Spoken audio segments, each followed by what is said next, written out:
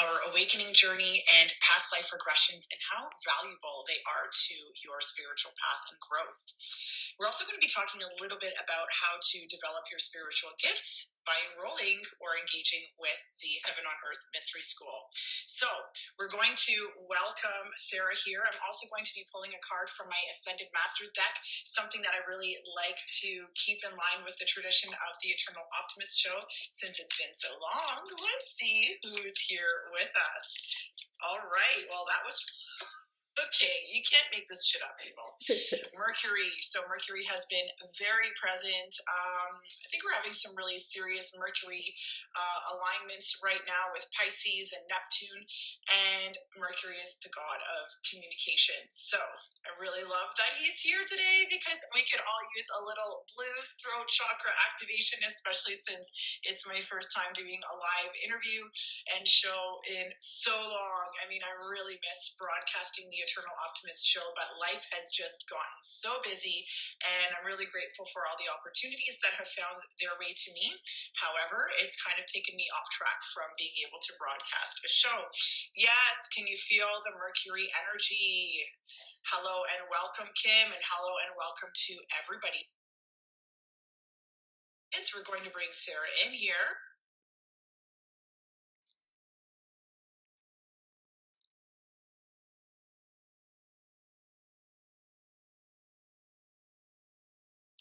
Welcome. Hello, Sara. Welcome to the Eternal Optimist show. Hey, Steph. Thank you for having me. I'm excited to be here. Yeah, super pumped for this moment, this gift of sharing together online in this way on this platform. So thank you for joining me. Of course. I was just watching you and I saw the card that you pulled. And I have to say that I saw a blue jay outside today, out the window. And that's one of my spirit animals. And the blue jay is all about the throat chakra. It's amazing. That's incredible. Wow. And I just was reading, I get a little email from an astrologer, tarot card reader, and her entire email was about Neptune and Mercury and the astrological alignments with Pisces season being here. And I'm just feeling this like real attunement to the water element lately. And it just keeps showing up in so many magical ways. So I'm not surprised that Mercury's here, and he literally flew out of the deck. If you were watching live, you would have seen it. So, yeah, you just can't make this stuff up. And that kind of is actually a really great dovetail into what we're going to be talking about on the topic of today's show. Yeah, I'm so excited to be here. And a big part of what we wanted to talk about today is how doing past life work has helped both of us, right, in our journeys of stepping into our light and sharing our gifts with the world. So I'm curious if you wanted to start by sharing, or if you want me to start by sharing something of what I've experienced. Well, we can share together at the same time. That would be incredible, but Mercury might get in the way and just want one of us to communicate at a time. However, there's so much information to relay, especially on this topic and being where we are in our spiritual journey as individuals and collectively. But first of all, I'd really like to introduce the audience to you. So if you don't mind, maybe we'll just take a second and just introduce yourself, who you are, and kind of how you got to where you are today. Of course. Yeah. So my name is Sara Shirley. I'm an intuitive healer, a spiritual teacher. I'm a channel. I channel Mary Magdalene and Mother Mary, Goddess Isis, Yeshua, different beings of light, angels, the earth, trees. And I'm also a medicine woman. And I feel like I really embody this bridge between like heaven and earth, which is, we'll be talking about my program later on, but it's really this bridge between, the heavens and the earth energies and how we can kind of use that for healing on the planet. I got into this work probably 6 years ago or so, and it's been just this deep dive of doing my own inner work, clearing away so many layers to be able to be of service and to help others. And I also focus a lot in my work on activating light workers and helping to turn on the switches for people so that they can really embody their light. And I'm a Gemini. You mean like Mercury? Yeah, I'm a Gemini. I have to say, Gemini is ruled by Mercury. And that's my North Node, is Mercury. And I had such an aversion and affliction with my North Node because I kind of read the characteristics and the qualities of what that North Node means for me with my birth chart and my astrological signs, and it really didn't resonate with me. But I guess it doesn't have to when it's your North Node. It's kind of where you're going. So there was a real resistance there. And I've actually been feeling quite a lot of resistance coming up lately in my own healing journey as we kind of ascend into this higher vibrational frequency, especially when we're letting go of some of the layers, some of the densities, some of the old patterns and ways of being, and we start to remember who we are at a soul level, and it starts to really kind of download and embody within us so that it starts to show in our outside world. And I really do notice this resistance because there's this kind of like I'm in this life, I'm in this body, and not really knowing like what's going on with this resistance, but sort of feeling the energies that it's time to step into a greater role, a greater understanding, a deeper remembering of who I am and why I'm here. And I almost feel like if we don't want to get too into like the physics of consciousness and maybe the matrix and some of the psyop kind of stuff of this, but I almost feel like we come into this life, or at least in this timeline, or this collective grouping of humanity, that we've all kind of been like deprogrammed or something, or forgot, programmed to forget who we are. And it's a really essential part of our spiritual journey and how we serve, how we show up for others, and how we live in our fullest potential and really kind of step into the areas of opportunity rather than remaining in a really closed space of victimhood. Does that make sense? Oh yeah, for sure. Right. Yeah. Do you want to continue? Is there something else you want to share? Well, I think that there's something about past life regressions that's really pivotal and transformative. That's relative to that remembering, right? And it's almost in that remembering that we start to have those aha moments, and there's synchronicities in this awakening in this lifetime in our current reality that signify that everything that we're seeing in those past life regressions is relevant, relative, and true. Yeah, I think, yeah, our souls have lived, I mean, every soul is different. Like some souls have lived many, many, many lifetimes on earth, like, and some have lived very few. Some are living their first time here on earth. And it's fascinating to see, like, one woman told me a few years ago, this psychic woman, she told me I've lived over 2,000 lifetimes on earth. And I was like, oh shit, like, no wonder I feel like I have to transmute so much energy, because when we live all these lifetimes, we accumulate karma, right? Good karma, bad karma, whatever it is, like wounds that we've experienced, ways that we've hurt others as well in past lives. And so there's actually like a whole like wealth of healing that we can access through doing past life work. And like you said, part of it can be remembering, because if we feel this calling in this lifetime to be a healer, to be a light worker, and we know we're intuitive and that we're gifted, and we have this curiosity to explore more, oftentimes we've done that many times in past lives as well, right? Bingo. Yeah. And I remember several years ago, I was kind of starting to get on this journey, but I still had so much self-doubt. There was a lot of self-doubt. And one woman did this session, a Reiki session for me. And she said to me, like, you've been a shaman in a past life. And I remember at that moment for me, I was like, wow, like it really, like, I needed to hear that in that moment, and whether it's true or not, it doesn't really matter. The point is, like, I do feel this very strong draw towards like shamanism and to earth-based healing and all these things. And at that time, it helped me be like, oh, it helped build my confidence in some way and just give me that push to keep exploring and keep moving forward. Like, this is in me already, and I can keep, learning and growing. Right, and it's almost like from what I've gathered from the past life regressions that I've done, and there's been quite a few, and sometimes they happen spontaneously. Sometimes there's an intention set that I'm going to journey into a past life with whether it's a past life regressionist or hypnotherapist, both, or just being in a journey where I'm kind of taken into an altered state of mind, and I see a past part of myself, or information is revealed to me that's residing within my soul that's otherwise sort of reachable from this just conscious state of mind that I'm in right now, where I'm kind of operating more out of my left brain and really not tapped into that altered state of mind. So I feel like in that space, we're able to connect to the Akash, the ether, the sort of the library of all things that exist.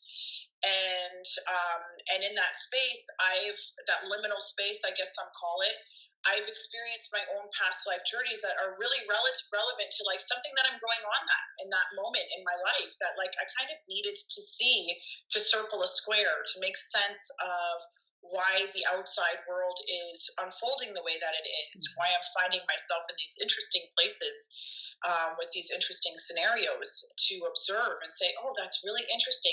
This is something that I've possibly attracted to myself since this lifetime.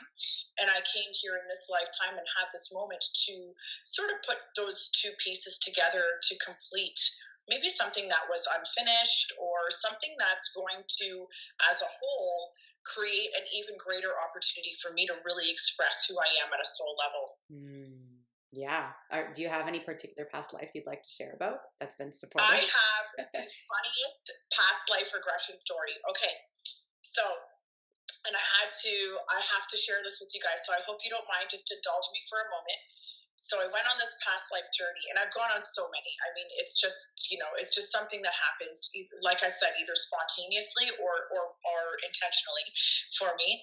And I went on this past life regression intentionally to go visit a time where I was like a druidic, like a follower, I would say. I don't know that I was anything more than that, but I was certainly like a crone. I was in my crone years in this part that I connected with in my past life. And I asked her to put something in my hand, like a memento, and she said, "This is an oracle," and the oracle was very specific. I mean, I've never seen anything like this in my life. It was like a labradorite eye. Okay, so labradorite is a crystal, and it's very multifaceted. There might be hot pinks, purples, and blues, and neon kind of colors in it, but it's otherwise like a very fishy gray kind of crystal until you start turning it in the light and seeing the different facets of color. So she puts this oracle in my hand, and then this portal opens up, this rainbow portal opens up, and I step through it, and I'm able to connect to some wisdom teachers that are on the other side. We'll call them that. Okay, so but what happens after in the past life regression is really irrelevant. And she kind of gives me this talisman, and says that this is a talisman as for me to always engage with the energy of that portal and the wisdom that I received from those teachers. So the next day, I kid you not, we're going to a crystal store. Okay, I've been to this crystal store a million times. I've walked around the entire crystal store. I walked in, I'm looking at everything. You kind of get into this place when you're in a crystal store where you just want to touch everything.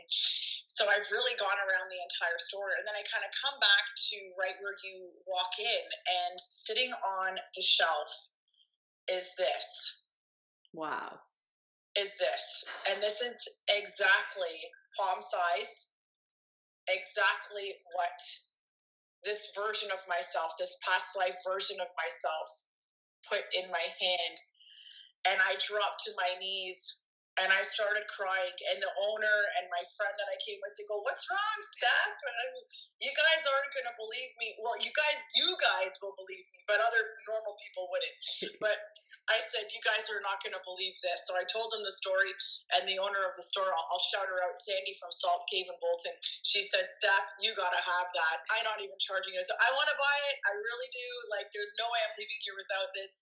And she gifted it to me because it was so shocking. So I think that I want to tell that story because it just speaks to what I said to you earlier, is that the universe kind of gives you these signs in your waking life, in your current reality, that are synchronistic to what you might experience in a past life regression. Because sometimes we go on these psychic journeys and we think like, is that real? Am I just making this stuff up? Is it my imagination? Okay, whatever. That was cool, but I don't know how real it was. So I love that story. I like to share that with the audience and your clients and potential clients, that past life regressions are very powerful. They're very real, and the universe will gift you with ways that show you that that's true. 100%. I love that. That's stunning, that piece. It reminds me of like Isis, actually, in some way. Isn't it wild? It's gorgeous. Can you Wow. believe it?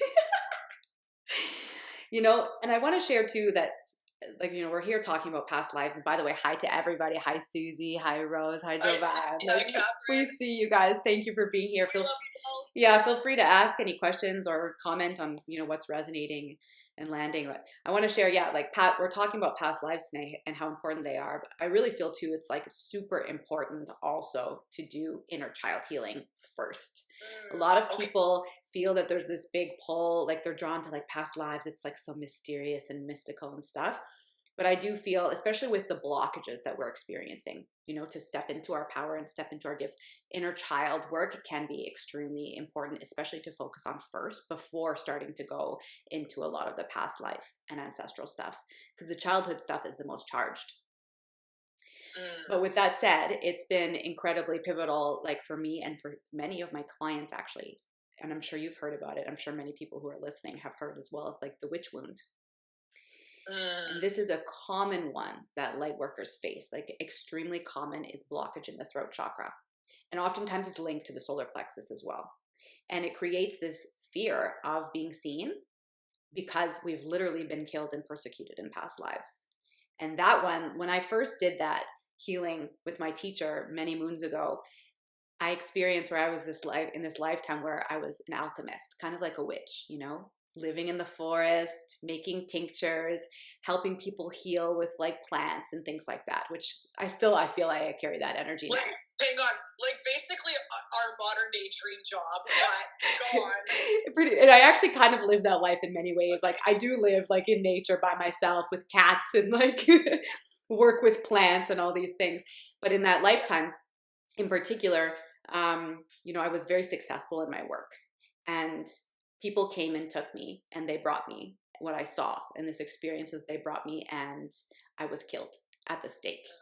And I saw it happening. It was fascinating actually too, because my brother from this lifetime was somebody in that lifetime with me as well who didn't save me, which was really interesting. Oh, I just got crazy goosebumps. Yeah. Okay, on my left side too. Yeah, like whew, big. And so there was like some karma there between us around that as well, because he didn't save me. Even though he kind of wanted to, I could see in the past life. Anyways, that's kind of besides the point of what I'm actually wanting to share here is when I did that healing, I really could feel so much pain and so much blockage in my throat. And it's the persecution wound. And so through doing past life healing, we can work with those energies and release them from our bodies by alchemizing them, by feeling them, by clearing them, by asking spirit to help take them away, and bringing in new energies such as empowerment or feeling safe to show up in our truth. And I've done this kind of healing for many of my light worker students, like where we've cleared like a noose, like literally I could feel, because I'm very clairsentient, I can feel intuitively in other people's bodies. And like we were tuning into it and I said, it feels like a noose that's like around your neck right now. And that was from the witch wound that she was carrying. So we released that, you know, and that's how you can heal with past lives. Thank you for sharing that, Sarah, because I think that there's something you touched on that's actually really interesting for me, because I didn't have the opportunity to work on the inner child wound as some past life revelations were coming to be through different healing modalities. So some was through somatic breath work that my first somatic breath work journey that I went on, I went back to a past life where I was like horrifically tortured, and it's significantly impacted where I was on my journey with my psychic mediumship awareness and awakening in this lifetime. And a few journeys I would kind of like keep tapping into what happened in that lifetime, because I was experiencing all this self-doubt and this resistance to really connecting with my psychic gifts and stepping into that place and owning it, or embodying it rather. And I could see all the people in my family and the roles that they played in that lifetime. And I almost came out of it like disgusted by the people around me. You know what I mean? Like not holding them at fault, but also kind of being like, if you only knew, you know? And there was a real period of time where it was really difficult for me to grapple with that information, knowing that they played a significant role in my demise. And now here they are. They're kind of like very mutedly playing that role in my in this current life of why I'm not fully stepping into my psychic powers that I had gotten brutally tortured for in a past life, right? And there's several lives that I've kind of had the old witch wound thing and burning at the stake and all of the stuff, but this one was just very significant in my development into my psychic gifts, and this is very much at the beginning of my spiritual awakening. So I'd like to know, so what do you do with clients and things like that in a situation where are you making like a protocol where you're starting with some inner child work, and then when you feel like that client is ready or that student is ready, then you start working into where you think that their soul is ready to go? I think like the way I work is very, very feminine and very intuitive. So I don't have like a specific, like this is how it has to be. What I do, what I focus on, and when I teach others how to do healing work as well, is to get to the root cause of the wound that's there. So I ask spirit, like when we're sitting down, please show us whether it's from this lifetime, a past life, or an ancestral wound. And I'll also get the person that I'm working with to tune in to see what they feel as well. And we'll come to an agreement. Or like maybe they say it's ancestral, and I'll say, okay, I feel it is ancestral, but there's something we need to work with your inner child first. And maybe we just spend 5 minutes with the inner child, and then we can move to the ancestral energy, which is more of the root cause. But sometimes certain energies need to be cleared away first so that we can go deeper. Interesting. Yeah, because you don't kind of like, I kind of felt like I was out in the world with this dysregulated nervous system as a result of receiving that download and that information, and it's really not their fault or their soul's fault. Rather, it's all kind of like this big learning curve that we're on together. Whether and it might transgress over lifetimes with the lessons that we learn and teach each other. So let's talk a little bit about developing your spiritual gifts. And do you find that there's a significant connection between these past life regressions or the ways that you journey with people through their spiritual growth and awakening their own gifts as becoming their own healers and practitioners? So the question is like, is there a correlation between past lives and awakening your gifts? Is that what you're asking? Right. You might see a theme, and then you're sort of conveying that to the person, or they're coming to their own realization through the work you're doing with them. Well, I don't know how, like, to be honest, I don't focus fully on past lives. It's like really, it's like we're so multidimensional is how I feel. And we don't necessarily have to go into past lives to, reactivate gifts or turn them on. They're kind of there inside of us already, and I think a lot of times we have a lot of fear and doubt as light workers and healers. And that's what I'm noticing more people need support with, is actually clearing the goop that's on top, the stuff that's on top, all those layers. So because what's underneath is the psychic abilities. What's underneath is our ability to intuitively feel, to intuitively see, to know, to hear, all these things. So I feel personally like the shadow work, like clearing the self-doubt, clearing the fear of rejection, the religious wounding, for example, that's a big one that many people carry because it stops us from same. I had so much. Yeah. And there's still some left, I think, for me too. Like I still have a hard time when someone says the word God. Like for me to use the word God, like I'm like, it feels too much like a man in the sky with a beard and white hair to me. So that word, and I'm okay with that because I prefer to call it spirit or the divine. That feels true to me, Right. But that feels for me like there's some stuff there still around religious wounding from past lives that I've lived. And maybe at some point, it's like our healing always happens in divine timing. And right now in my life, I'm personally working a lot on abundance and money and wealth. And so that's my focus, those are the areas where I'm really focusing my growth and healing. And when the time is right, in the moment where it feels right, maybe I'll go do some more past life work around, why am I carrying this wounding around the word God, and it'll help liberate something else.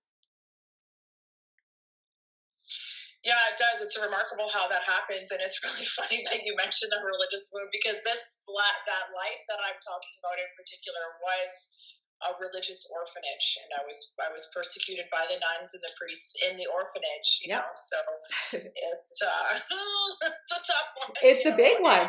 It's yeah, huge. yeah. And at the beginning of my sobriety journey, I was really reaching, I was having a faith crisis because I'm born and raised Roman Catholic. And when you sort of take away something, a crutch like drugs and alcohol, and I don't really want to call it an addiction for me, but it certainly was a crutch. It was a way of being for me. There's a void, and I wanted to fill that with the spirit of the divine. And the only way that I knew how to get there from where I was through the church. And, you know, it was in the height of COVID and the doors were closed. Or I'd go to church and I'd see this priest living in fear with a mask on his face telling us all to get vaccinated. And it's like, I don't care where your stance is on all of that. And I don't want to get too political, but in my opinion, that's a state of fear. And I don't really know that you're living in a state of faith and trust with the divine when you're behaving like that. And it's just so outward. So it's really sort of, I really had this contention with things. And then I had that past life, those past life realization. I said, okay, yeah, this is certainly coming through for a reason. And there's definitely some religious wounding and trauma on that I maybe have not really fully acknowledged myself. So that might be why we're talking about it. You know, there's so many layers. Like I said, if we've lived hundreds or thousands of lifetimes, you know, the healing journey is never ending, and we could spend all day, every day focusing on that, or, you know, we could choose to live as well and enjoy this moment and know that, you know, everything happens in divine timing, and we have to enjoy our lives at the same time too, right? And some of our lifetimes have not been on this earth. I mean, some of our lifetimes, it's very funny that you've been on this earth 2,000 times. I mean, wow, that is, your passport is stamped. But It's true. you know, there's other lifetimes and there's aspects of our soul that are experiencing lifetimes in different dimensions and levels of reality or versions of reality as well simultaneously. So there's all these things going on, and I really find that working with a healer, with working with somebody who's skilled and trained and taking you into an altered state of mind in a safe container and a sacred container to learn more about yourself, to download the wisdom that's available to you, to integrate that into your waking life through the realizations that kind of come through in a session together, I think is really empowering. And I'll say what I really like about your school, and developing your natural spiritual gifts this way with this program that you've or this mystery school rather, that you've developed, which is really incredible, is you're nurturing people to come to their own realizations, to have their own self actualizing moments where there's that aha. For me, it came from doing a series of journeys and then kind of cumulatively looking back and saying like, oh, hang on a second. Of course, I'm psychic in this lifetime. Like, if I take at least 5 out of journeys that I've just been on in the last month, I've been a psychic in every single one of them. Now, maybe I'm only tapping into those lifetimes because I need to see that for my self awareness and my self confidence and my self doubt to sort of be muted or let go of, or my confidence integrated, because it's like, of course I've been a psychic in every life in all these lifetimes, like what would this lifetime be any different? So I really like the way we had a really great conversation the other day about what you're doing and how you're helping people kind of connect with that, and not everybody's going to be a psychic medium. There might be other things. What are some other things and some gifts that you've seen with your clients come about from the work you've done? Thank you for asking. Yeah, one of my clients actually, I'm so proud of her. She opened like a kind of Black healing center in Portland, specifically for Black women.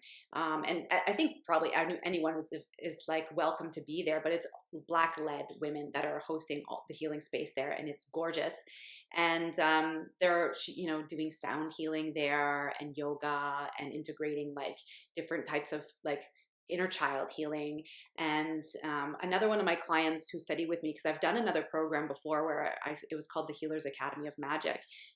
I just found out, is opening a bookstore in the future, which is interesting. And because it's not really like when I'm calling in people to come be with me, it's not like I'm like, oh, you can open a bookstore. But it's like she's actually going to have a bookstore that's going to be very community based and like focused on, you know, education for healing and bringing people together to have conversations. And other students are doing one-on-one shadow work sessions for their clients. And you can do healing through art as well. One of my students wants to help do sessions with people using art as expression, but using a lot of the wisdom and knowledge that she learned in my program, so that she can help people when they're moving through things as they're creating art. We're all so unique in our own ways, and I think what you're suggesting is that these are ways that your work has tapped people into their own uniqueness Exactly. and their own innate abilities. Yeah. And I'm even seeing in myself, like how my gifts keep evolving, as I continue to evolve. Like right now I'm working on like many different products. Like I've been creating channeled healing sprays for several years now. I just put them on my website, for example. And I'm starting to make like natural deodorants, and I'll be making candles with my partner. We have a new company that we're going to be launching soon. It's called The Wolf and the Owl. Yeah, it's super cute. Love it. Love the name. Yeah, we just designed the logo. It's super cute. And then creating cedar bundles and just being able to share. It doesn't there's so many different ways we can share healing, through cacao ceremonies, or what you do is cacao ceremonies, breath work, sound healing, one-on-one sessions, group programs, psychic readings. Yeah, exactly. Yeah. And by the way, for everyone who's listening, Steph is very psychic. She did a reading for me in November, and I remember all of this. I literally remember exactly where I was sitting at my family cottage, and I asked her about when's my partner coming into my life. And Steph did this reading, and she's like, "Oh, this is the number 2," and she's like, "I'm 2 represents partnership," and she's like, "Sarah, I never tell people timelines, but I'm pretty sure he's going to show up within 2 months." Oh, he's here right now. Hi, James. Hi, James. And yeah, and she's like, he's going to show up within 2 months. And we met on New Year's Eve, which was less than 2 months after that reading. So I was like, yes, Steph. Oh my God, I'm so happy for you. Thank you so much for sharing that. I just actually received a testimonial this morning from somebody I gave a timeline to too. I try not to give the timelines, but everybody wants to know when it's going to happen, when it is going to happen. And her timeline, she actually just messaged me this morning about something just kind of out of the blue happening that came through in our reading. Yeah. Unexpectedly. So thank you so much for that testimonial. Sarah, I'm really curious about what your course would look like for somebody who's interested in enrolling. So can you just tell us a little bit more about the details, what their involvement and engagement would be like, and what type of person you're looking to sign up? That's a little bit to unpack there, but we'll take our time. Okay, cool. Yeah, thank you. Yeah, so my program is called Heaven on Earth. It's a mystery school, and it's a healer training program. So it's 9 months long. There's 18 live trainings, and in the trainings I'm going to be offering healing transmissions, wisdom teachings, embodiment practices, so much more.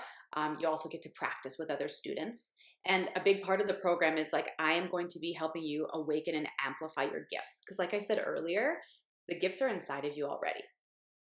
They're all inside of you. And it's about peeling away the layers that are in the way, the wounds, the blocks that are present. And so that's a big focus, because I know from the trainings that I've taken how important it was for me in some of the trainings that I took where I didn't have enough of that support, and other trainings where I did have that support. And to see, how it's helped me very much to step up a lot bigger and do my work. So that's a big piece of it. And it's just really, I want to help light workers trust themselves and believe in themselves so that they can step up and help others and make the world a better place by helping. I find when we transmute our own pain, and trust me, I've been through a lot of it in my life. I feel like I took on a lot to transmute and to heal in this lifetime. There's a lot of pain and addiction in my family, and my brother passing away when I was little. I also experienced a lot of bullying and a lot of rejection in my childhood. And so I've had to work a lot to clear my own blocks and to believe in myself. And a big part of that, the reason why we go through hardship is so we can learn how to heal it, and then learn how to teach that and help others, uplift others through that journey as well. So you asked about level of commitment. Well, it's twice a month. There's an hour and a half long classes. Then there's the group practice sessions. And then I'm going to be also pairing people up with accountability buddies. Love that. Yes. Yeah, tell us about that. Yeah, I Yeah. love that part. So you're going to have an accountability buddy, and I'll be switching them throughout the program. And it's someone that you'll be doing practice sessions with, but also that you can like message and call and say like, oh my God, I'm having this fear come up. I'm noticing this doubt. Like, are you able to listen and support me? And then there's also going to be a Telegram group chat where people can chat as a group together and connect, because I really believe in the power of community. This is like, Oh yeah. a lot of my work is very feminine based, and all genders are welcome in this program. I just want to share that. All genders. Usually I've mostly worked with women in the past, but Spirit has guided me to also open it up to all genders, because we need that. You know, we need beings of all genders who have different life experiences to be out there supporting others and uplifting. And yeah, it's going to be, we're not meant to do it alone is what I'm trying to say. And that's like the feminine way. It's like we do it together. We help uplift each other. Can I just touch on something that I've really found helpful when facilitators and teachers put a group of their cohort together in a group chat like that? There's a real networking opportunity as well. So what they gain from your course and getting in touch with their own unique gifts and embodying them and starting to let those blossom and grow once they're ready to step into maybe even becoming a teacher or facilitator themselves of whatever gift that they want to hone in on. They have a network of like-minded individuals to tap into and connect with and share in that community. And I found for myself that that's where I've garnered the greatest clientele and formed the greatest bonds with those in my community, just like us. So we found each other at the Tomorrow Today, and we sort of like we've bonded since then. So these are really great ways when you're bringing like-minded individuals together to network and work with each other and connect and share in community. Absolutely. Yeah, it's like I did so many practice sessions with my classmates. Like we helped each other grow so much. And then Excellent. one of the big complaints I hear from many people too who are on this healing journey is that like they start to outgrow a lot of the people in their lives. And right? Yeah. And they feel Yes. alone on this path. And it's like, so joining Heaven on Earth, you're not going to be alone, because you're going to have other people who are, you know, working on similar things and who, you know, have probably been through this a similar amount of hardship as you have. And maybe not every person who's drawn will have gone through a lot of hardship, but I feel like oftentimes that's the case of the people who tend to come. Because you asked me, one of the questions you asked is like, who is this program for? Like, who am I calling Right. in? And it's people who are highly sensitive, people who are empathic, and old souls, where you feel like maybe like you never really belonged, or you never really fit in your childhood and your upbringing. This is very common for people who get into this type of work as healers and light workers. And often many of us have been through a lot of hardship in our families. And it's also people who have this like really strong pull towards the mystical and towards deepening their connection to the divine, and who know, this is the biggest one, it's like, you know, you want to make an impact on the planet. Yeah. Yeah. Lee Harris, Right. who's like a really well-known intuitive. Do you know Lee Harris? Only through you. Okay. So Yeah. yeah, whoever's listening is going to check him out. He's really incredible. He has thousands of people listen to his monthly update every month, and he channels these guides called the Z's, and he said that 2024 is the year of the light worker. And when he said that, I was like, yes, it is. Like, time to level up, my friends. Like, I really feel that on such a deep level. It really is, and we're really actually coming to the end of the year in terms of the astrological calendar, right? We're at the end of Pisces coming on March 20th, and the beginning of the zodiacal calendar New Year in Aries. And really feeling like light workers are finding each other because there's a lot happening. There's a lot happening of falling away, of this real death kind of energy, or this loss or grieving, I would say. Maybe we'll just call it grieving, because loss is really our own perspective or perception. So, but there's this connecting. So I think you're really tapping into something that's relevant to the energies that are being felt within us, especially even as this, I would say, maybe light workers or healers, or this community, people who are drawn to this community, out of an abundance of curiosity for why the pain in their life can be unbearable sometimes. I think that we experience things as children or even growing up as adults that might be the blossoming of a seed that was planted as a child, whether it's an idea, a belief system, or a behavioral pattern that's evolved into a very painful adulthood. And I think that there's this curiosity that I find in our community, or people that want to come to our services, of getting to diffuse that pain, to experience life in a new way rather than a suffering or a victimhood. They want to be empowered. And I think that that's where the alchemy comes in, of alchemizing that pain into empowerment. Yeah, 100%. And you know what's So beautiful? there's this theme of people that I think that you're really tapping into. Yeah, and it's like, you know, everywhere I listen, like to teachers that I admire, it's like I'm hearing everywhere. It's like more and more people are awakening now. And I'm seeing that, you know? Yeah. It's like more and more people are just wanting to just like open their eyes bigger and just start noticing, why am I living this way? Why do I think this way? And starting to make these inner shifts, like, right, kind of waking up, becoming more conscious rather than just listening to what they're being told to do by the government or their parents or whoever it is. And there's a mass awakening happening on the planet, and it's beautiful, I think, you know, and it's challenging to go through this journey. I'm sure you can attest to that too. It can be really hard sometimes. Yeah. Really hard. Okay. But then also you build up this strength and resilience that it's like, man, I've been through things before and I get through them every time. Like, and sometimes I still notice, like, I've transmuted so many things already, like since I started my healing path. And there's still moments where I'm like, oh, you know, like this one feels like I can't, but it's like, no, we always can, because we're given resources. Like life is here to support us as well. And one of your dear sisters or brothers will message you out of the blue, and it could be the most helpful, potent medicine that you could receive in that moment, to remind you that you do have the keys, codes, and wisdom to make it through even this and accept even this. As heavy as it might be. But it's always good to have a coach. It's always good to have guidance. I know for myself that I've really benefited from working with a particular healer. And I highly recommend to anybody who's watching this episode, whether it's in this live or on the replay, to connect with Sara. She has a very wonderful and intelligent way of putting this program together, of connecting with her clients. And she has a genuine vested interest in watching them blossom and helping them to water their own seeds and plant their own seeds to begin with. And I think that that's really important, when there's not a big ego involved there, where you would rather see your clients thrive than anything else, right? 100%. Yeah, it's like about, for me, a big part of it is like teaching people to tap into their own inner wisdom, right?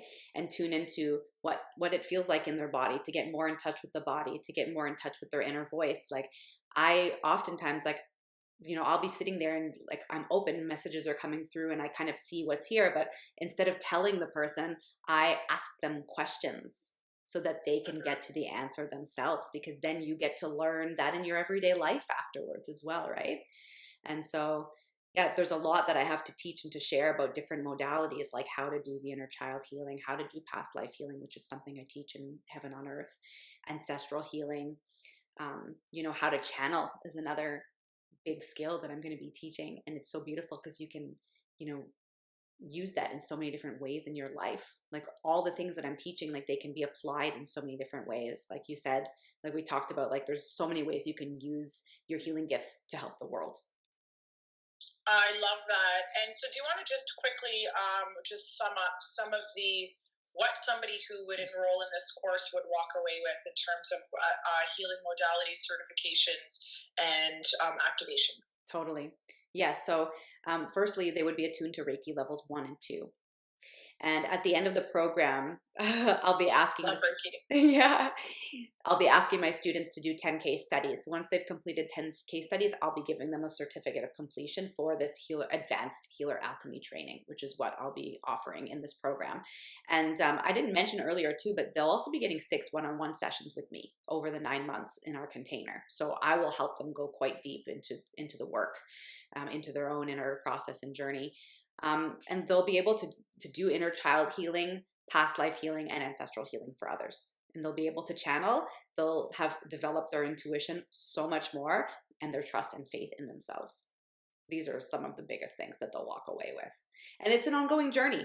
I try to say, like, part of what I'm saying is like, I'll also be teaching about business. And this is something I'm adding to. Okay.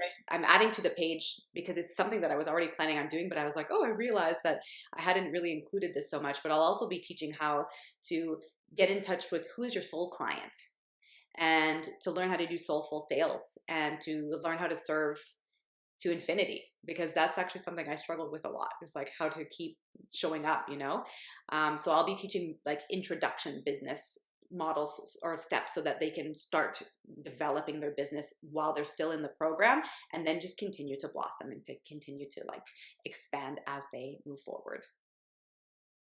Excellent. That's so incredible. And I know that we talked a little bit privately about the potential for a special introductory rate as a result of watching this show and signing up for your program. Are you still willing to talk about that and touch on that in this moment? Yeah, so we'll include a link in the afterwards so that people can apply to have a discovery call with me, because I want to talk to each person first as well. But what I'm offering right now is an introductory price. It's $1,000 off the program investment. So yeah, That's a big deal. It's huge. And actually, I feel like the price that I'm offering at the moment is really, really low for everything that's included, because it's going to be super transformative. I know, because I've brought people through this container, and this one's even deeper than the other one that I created in the past. So yeah, it's like, I'm excited to watch people's evolution.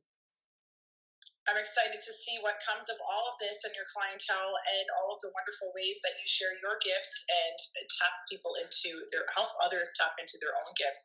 Before we go, we just do have an audience question that I want to acknowledge from my dear friend Z. Question: in the process of karma, a soul is released from all matter and transferred into a new life. Where does past life trauma stay?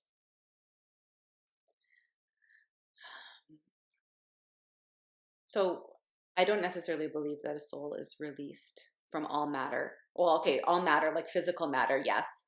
But it's like that it's energy, basically. The trauma, like the karma is energy.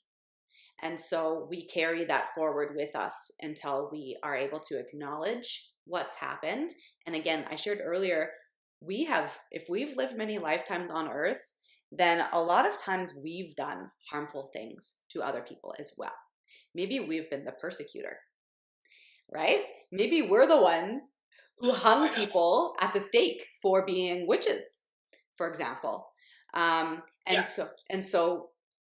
So yeah, it's energy. It's basically, because yeah, what you're sharing is it's released from all physical matter. And I've heard some people say, like, when you're a baby, you're born and you're pure. And I'm like, well, are we? Like, if we've inherited these ancestral traumas and we're still carrying past life wounding, I don't know if we're totally pure. Like, because also I feel this is going on a whole tangent, but like when we're in our mother's womb too, we take on a lot. We do, right? We do. We even just at a genetic level, like scientifically proven that we are carrying the DNA, if you're a woman, of 3 generations in your womb. Yeah. So as the mother, and then the daughter is carrying the future generations and connected, downloading and integrating and being born of the old encoded DNA as well that carries all of the trauma from the ancestral lineage that you're part of. And this is scientifically proven. Okay, so this is not just some woo-woo stuff I made up on the train here. This is scientifically proven. It's called. There's a great book called "It Didn't Start with You," and talks all about how they've done epidemiological studies about the trauma that's transferred from generation. They've studied rats. They've studied actual timelines of lineages from post-war families and things like that, 3 generations down the road, and seeing that they're still carrying the trauma from a great grandparent who might have experienced extreme wartime conditions. 100%.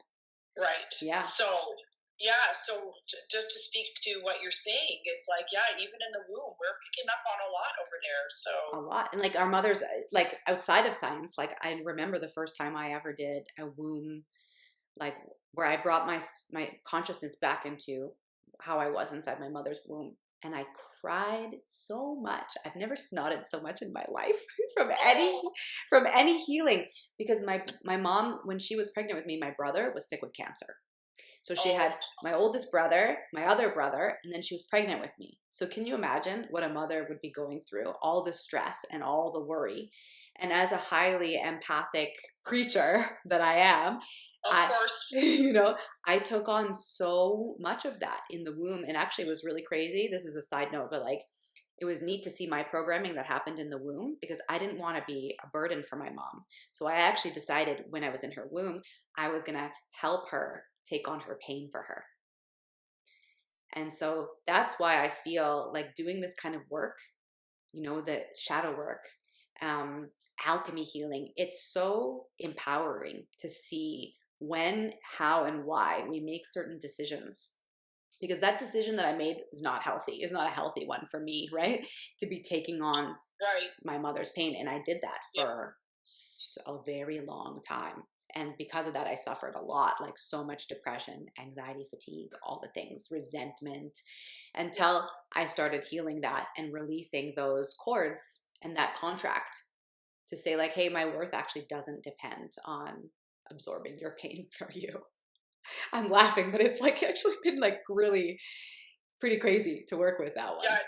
Yeah, good thing this kind of work is the stuff you can just kind of laugh at in retrospect, because you kind of see it from a higher perspective that we all came here to help each other in this way. It doesn't seem like that in the moment, but in retrospect, often, and a higher perspective, it often does. And I think that's that's a great way to close this off, is that's where working with a coach like you through a program like this and really tapping into our own unique abilities through this work is going to take us to this place of observation, and not disembodiment or disconnection from it, just a state of observation and gratitude for us being safe where we are, to regulate our central nervous system and really become the fullest expression of our soul's experience.